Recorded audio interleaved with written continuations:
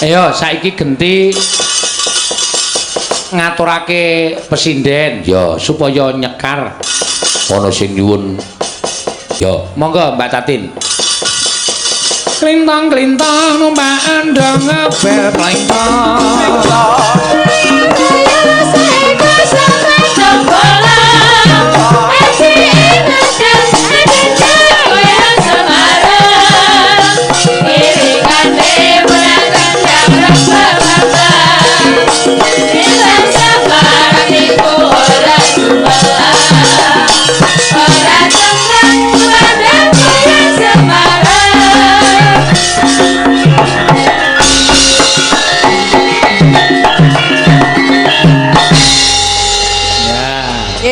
Ternyata iki Ibu Teresia Mariam iki ternyata satu produk karo kowe. Napa? Nek Bu Teresia Mariam iki bakul gedhok, kowe bakul geblek. Ya.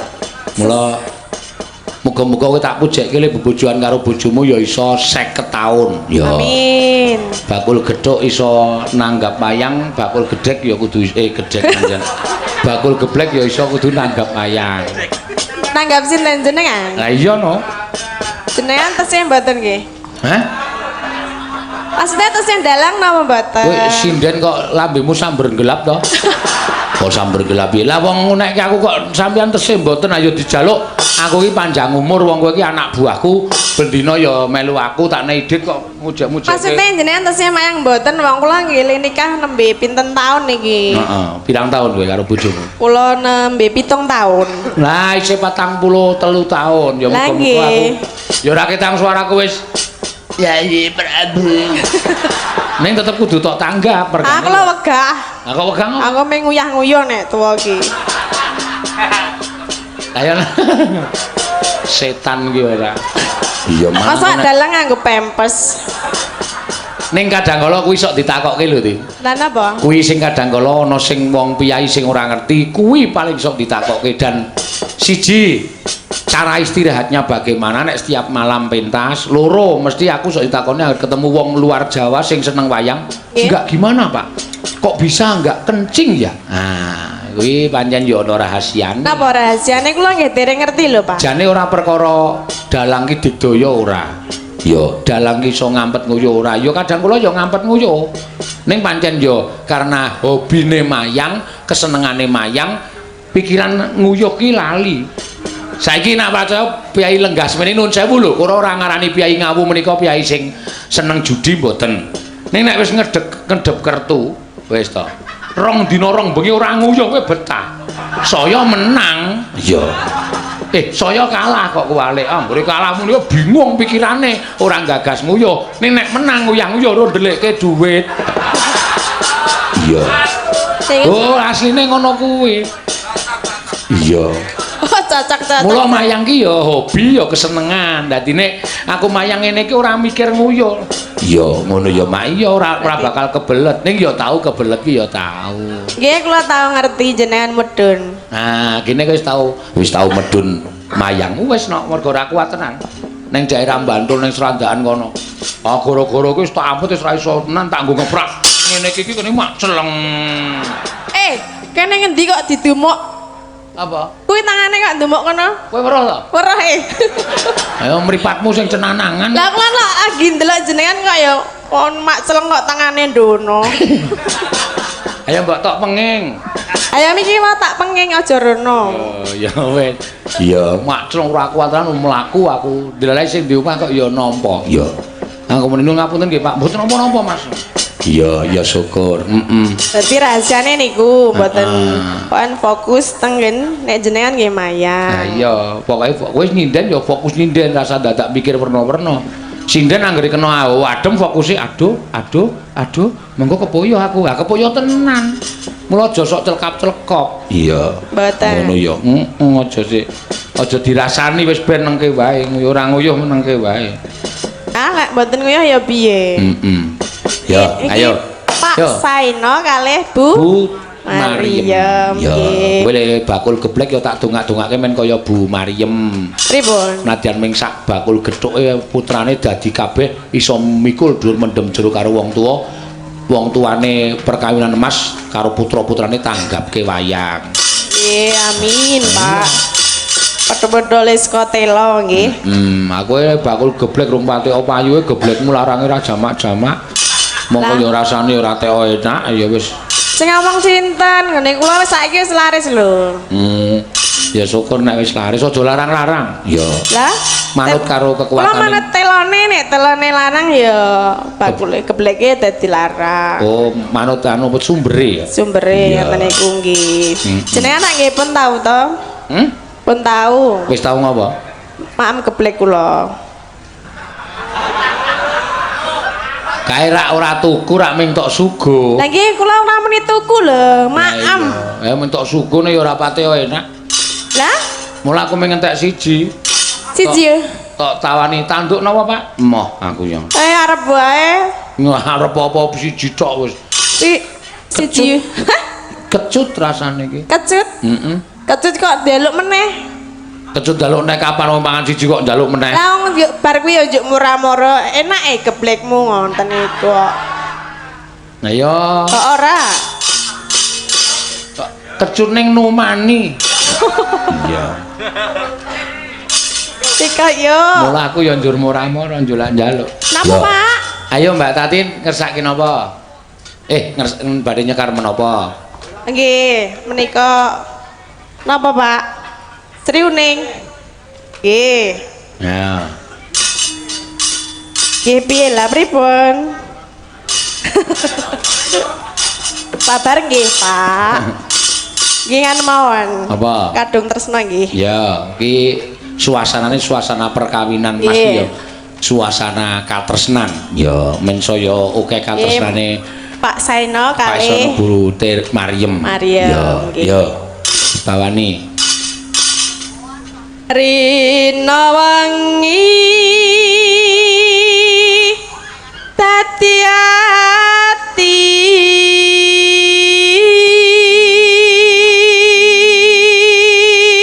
neno tanpa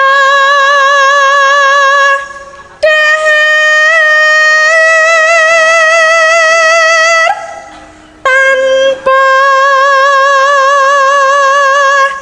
nendra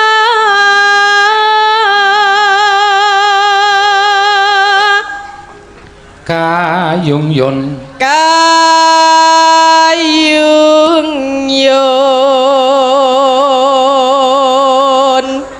marang slirane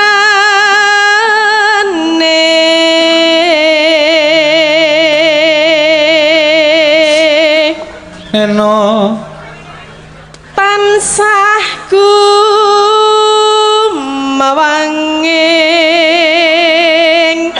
netra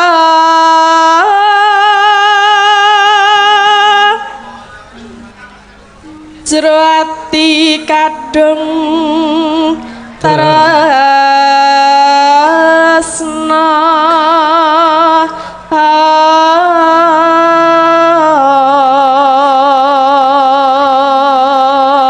nano neno panliya among sliramu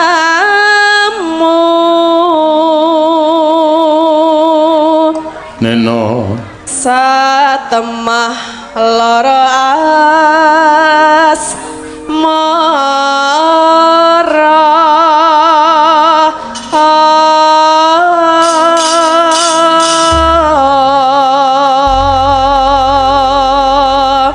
ya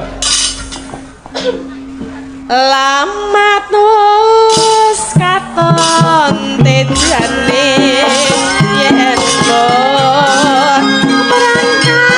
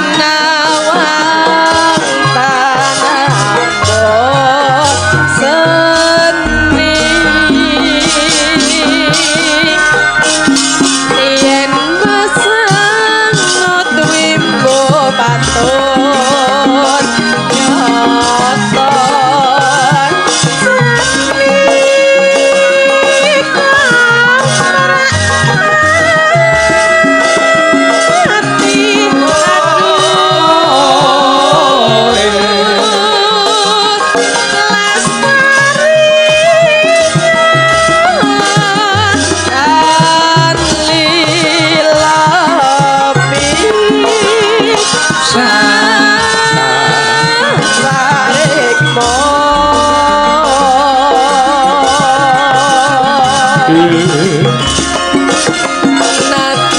bebasane ngalingan lambar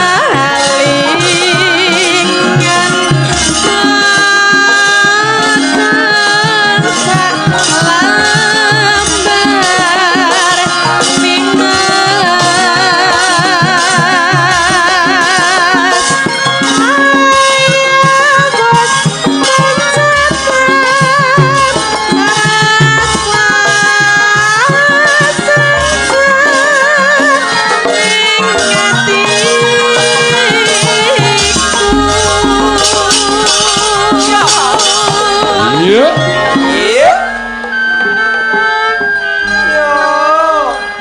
Neno pacane sarwastri droba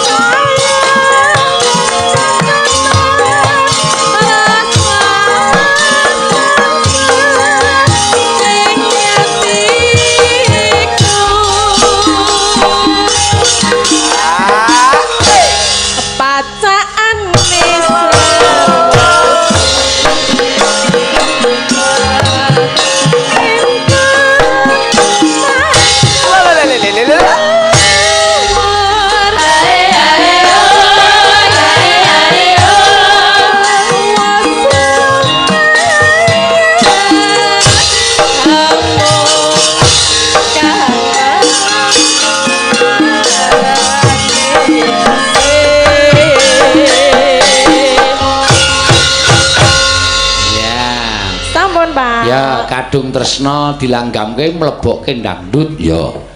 Dangdut slow ya, Mak. Dangdut slow. Ya.